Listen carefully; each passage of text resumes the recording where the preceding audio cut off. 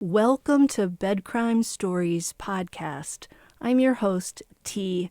Good morning, good afternoon, good evening, bed crimers. As always, I wish you the best. To anyone new here, a warm welcome. Thank you for checking out my channel. Let me just ask that after listening to or watching this video, if you learned something or enjoyed it, please do me a favor and smash that like button. Now, let's dig in. Well, hello, bed crimers. Welcome to Thursday. Hope you all are having a great day. Today would have been Kaylee Jade Gonsalves's 22nd birthday. She and her best friend, Maddie Mogan, were born 2 weeks apart, both on Fridays. And every year, the two besties celebrated their special days together. To honor Kaylee, her parents, Steve and Christy, are asking that we all celebrate today as Kaylee Jade Day. We got the idea from the woman who came up with Maddie Mogan Day for Maddie Mogan. Seeing how well that went, the Gonsalveses decided to find a way to make Kaylee's birthday special as well. The idea for Kaylee Jade Day is to do something that you love doing. It could be going out to lunch, a loved one or a friend, making a special meal or a new recipe, buying someone a coffee as you wait for yours in Starbucks. You get the idea. So I wish Kaylee Jade happy birthday. It's infuriating that she's in heaven right now because she should be here on Earth along with Ethan, Xana, and Maddie. There's other news today about the case. Bryan Kohberger and his lawyers are claiming that media coverage of the case is whipping up a push for mob justice, and as a result, they're asking Judge John Judge to ban cameras from the courtroom. In a new court filing, Bryan Kohberger, through his attorneys, is objecting to television and social media commentators dissecting his previous video-recorded appearances. His attorneys are arguing that descriptions of Coburger published by online commentators, including ones with terms such as cold iciness or a demon, could prejudice potential jurors. Latah County District Judge John Judge has scheduled a June 9th hearing on Coburger's motion. So that hearing's going to take place tomorrow. Coburger is arguing specifically that the heavy coverage threatening his presumption of innocence and constitutional right to a fair trial before a jury of his peers. In the motion, his attorneys wrote this: however much it may help the horrific pain of the victims' families to scream at the system, their alternative, mob justice, is far worse. It helps nothing to come to court assuming guilt. It helps nothing to overcome law in Latah County or do in an innocent man. They didn't say do in, they used the three-letter word that starts with K, ends with L, and rhymes with pill. Back to the quote, or have a worthless conviction overturned. As such, these phrases are used to characterize and make determinations about an individual based on limited footage with no regard for the presumption of innocence, which may impact a jury's opinion. Therefore, the presence of cameras allows for the potential that the courtroom will devolve from a place for the victim, society, and the accused to receive justice to a mere spectacle. End quote. And the decision is entirely up to Judge Judge. Judges are not required to permit cameras in their courtrooms, as we witnessed in the Lori Vallow trial. The only thing they're required to do is consider the First Amendment of the Constitution when they block access to records and proceedings. And as Coburger's lawyers fight to ban cameras from the courtroom, that coalition of media groups who want the wide-sweeping gag order lifted filed yet another motion urging the Latah County Second Circuit District Court to end the order altogether. The coalition, which includes the Lewiston Tribune and the Daily News, are arguing their ability to cover the case has been hampered by the order, and that the order violates their First Amendment rights. They are therefore urging the judge to balance the First Amendment right with Bryan Kohberger's Sixth Amendment right. So, a brief history lesson here, just in case you don't know or you forgot. The First Amendment gives Americans 5 basic freedoms. 1, freedom of speech. 2, freedom of the press. 3. Freedom of petition, 4. Freedom of assembly, and 5. Freedom of religion. The press is supposed to serve as a watchdog that can investigate and report on important issues and events. So the press feels they have a constitutional right to get access to what's going on with Coburger's case. The Sixth Amendment to the U.S. Constitution says this: in all criminal proceedings, the accused shall enjoy the right to a speedy and public trial by an impartial jury of the state and district wherein the crime shall have been committed, and so on. I'm not going to read the entire amendment. Basically, the Sixth Amendment guarantees the rights of criminal defendants like Bryan Kohberger, and those rights include the right to a public trial without unnecessary delay, the right to a lawyer, the right to an impartial jury, and the right to know who your accusers are and the nature of the charges and evidence against you. So Coburger is focusing on his right to an impartial jury.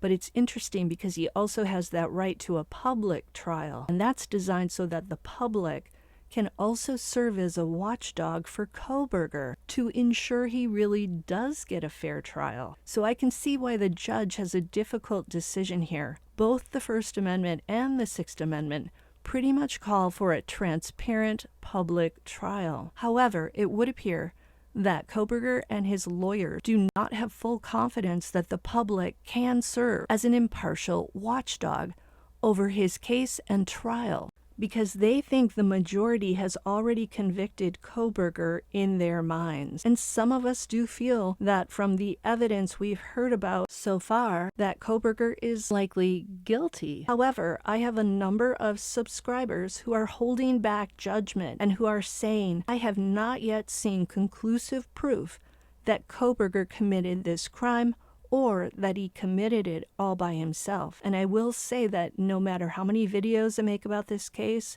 if I were allowed to be on that jury, I would walk in that courtroom and I would throw away my preconceived notions, everything I've read, and would only base my vote at the end on the evidence presented in that courtroom.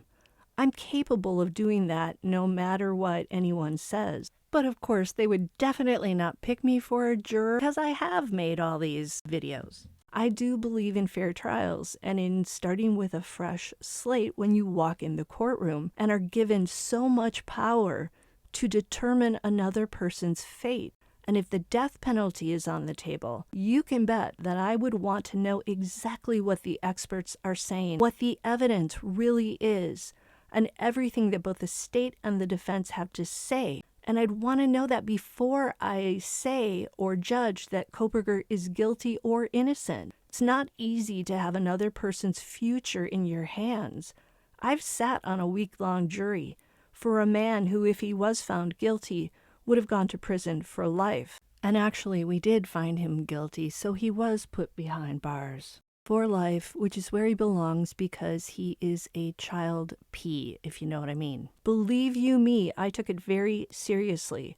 And if Coburger is found guilty, we don't want that verdict overturned on appeal because his lawyers can show that he did not get a fair trial. Back to the media coalition. Attorneys for the coalition, Wendy Olson and Corey Carone, wrote in their memorandum, quote, "The state's and Mr. Coburger's failure to present any evidence of prejudicial news coverage and the court's failure to consider alternative measures means the competing constitutional rights here were improperly balanced and the gag order should be vacated. If anything, the gag order prejudices Mr. Coburger by depriving the public of quality information, creating a vacuum for rampant speculation online." End quote. Olson and Carone argue that Coburger and the Latah County Prosecutor's Office did not submit evidence when the gag order was first issued. Therefore, the memorandum states they should not be allowed to ambush the media with evidence they should have disclosed earlier. The media coalition also shared statements from reporters giving examples of ways in which they were denied information because of the order. They include police officials declining to answer their questions, evidence and denying public records requests. So tomorrow, Judge, in addition to listening to Coburger's attorney's arguments to ban cameras from the courtroom,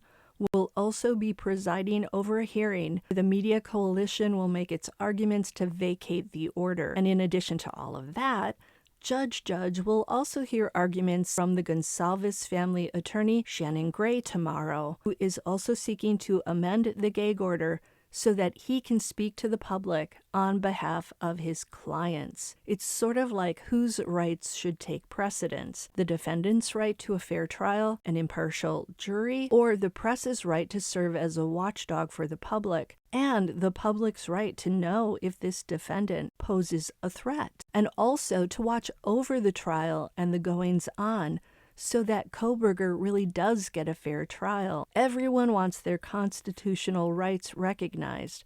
The question will be, whose rights trump the others? The trial is currently scheduled to take place on October 2nd of 2023, not too far away in the future. And I will say that if having cameras in the courtroom will hurt Coburger's chances at a fair trial with an impartial jury, then I would vote not to have the cameras in there. As much as I really want to see what happens, I want to see it all. I don't see, however, how cameras overseeing the trial can really affect the jury. The only issue would be if a juror talks to someone who's watching the trial while the trial is going on. That would pose a problem. And I suppose if there are headlines like "The Demon in Court" or "The Monster Scowled at the Jury," and somehow the jurors see it or read it inadvertently. Note that another hearing has been scheduled for June 27th, when the court will discuss Coburger's attorney's request to release the record of the grand jury proceedings, including transcripts and the list of jurors. They want to see what went down during that grand jury that led to Bryan Kohberger being indicted on May 17. And my understanding is that Coburger and his attorneys do have a legal right to see that transcript, so it's unclear why they haven't been given it so far. The other news in the case is that we now know that Bryan Kohberger attended a lecture by feminist author and Margaret Atwood at Northampton Community College in 2018. Coburger was studying at the community college at the time. Not only did he attend the lecture, Coburger also sat smack in the front row. Atwood wrote The Handmaid's Tale. A television series was made from that book, and it's really good if you haven't seen it. The novel is set in a patriarchal white supremacy society in which fertile, childbearing age women, known as handmaids, are forced to produce children to be given to the upper class. It's surprising that Coburger, who, according to his classmates and students at Washington State University, would have attended Atwood's lecture. We know that Coburger has been accused of saying derogatory comments about women, and many of us believe he's an incel, or involuntary celibate, in the vein of Elliot Rodger. According to criminal profiler John Kelly, Coburger didn't go to the lecture for Atwood. He was likely there instead for the audience, an audience made up mostly of women. If you look at the audience, you'll see there are very few men in attendance. Was Coburger trawling for potential victims at this event? Did he really have an interest in Margaret Atwood's work? Was he looking for a date? John Kelly also said this to Fox News Digital about Coburger at this event. This guy's a looker all the way. He's the kind of guy who's not going to chat somebody up to try and get a date or something like that. He's strictly pretty much focused on looking. He's sitting in the front. He likes to ask or give the extravagant answers to the questions. He'll answer them in a very upper class way, end quote. Many experts have said that Coburger is likely an incel. Former FBI agent and security expert Pete Yakmet told the New York Post shortly after Coburger's arrest this: "I think he may have developed a sort of incel complex." Yakmet said that the continued jabbing that the perpetrator inflicted on some of the victims at 1122 King Road indicate In uncontrollable rage and extreme anger, Yakmetz also noted that Coburger has been described as socially awkward with a long history of interpersonal problems. And forensic psychiatrist Dr. Carol Lieberman told Court TV that Coburger's choice of victims, or decision to target mostly female college students, convinced her that he is an incel. How do you view this new information that Coburger attended Margaret Atwood's lecture? Do you think he's a genuine fan of her work? Or do you think he was there to look around at the females for another reason? I will say that him sitting in the front row might indicate that he may have genuinely wanted to listen to Atwood. Perhaps he had questions for her. If he had just wanted to look for females to either date or trawl, he likely would have sat toward the back, I would think, just my opinion. He could have chosen that front row so he could talk and be seen, perhaps as a way to assert his intelligence, maybe to get a date. I mean, we're all speculating. Who the heck knows? Until the next time on Bed Crime Stories, hey, smash that like button and subscribe to my channel. Consider a membership. Check me out on Spotify under the name Carnage Street, and I'll see you next time. With your, because you're both, right? With your, when you started to do your study on the of human beings. Yes, the Homo sapiens sapiens. Were you surprised about us or disappointed? Well, I started a long time ago. So by this time, I'm neither surprised nor disappointed. I'm cautiously hopeful. As I say, you do have some good points. If you didn't have any good points, you wouldn't be doing the Nexus Institute, would you? And my question is preluding to hope. You ended your speech on the presence of hope, and I know you've been writing for several decades on the human experience in general, and the various hardships that people face due to social injustice. So I want to know if you feel more hopeful now, or if you felt more hopeful earlier in your writing career, and if so, why? Okay, so hope. First of all, hope is a built-in. I think it's just something human beings, by and large, come with, because if they didn't have hope back when it was time to hunt the gazelle, if they didn't get up in the morning and say, maybe there will be a gazelle today, they would not be our ancestors, because they would stop eating. So I think and that's why apparently psychologists tell us that we prefer, in a landscape, we prefer a road that curves around out of sight than one that goes straight forward. Because if there's one that curves around out of sight, there might be something hopeful around the corner. So I think we have that tendency, and I think we need that tendency because it's motivating. Groundless hope, or having nothing but hope take the place of action, that's kind of useless. You know, if you lie in bed and think, I hope there will be a gazelle, you're actually not going to find one.